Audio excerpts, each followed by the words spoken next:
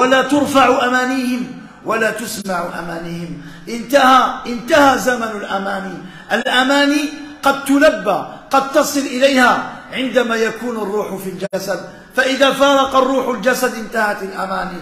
ولهذا أخبرنا الله عز وجل عن بعض أمانيهم في القرآن، كما قال تعالى: سواء في قبورهم أو يوم يلقون ربهم يا ليتني كنت ترابا، يا ليتني لم أوت كتابيا، يا ليتني لم أتخذ فلانا خليلا، يا ليتني اتخذت مع الرسول سبيلا، يا ليتني كنت معهم فأفوز فوزا عظيما، يا ليتنا أطعنا الله وأطعنا الرسول.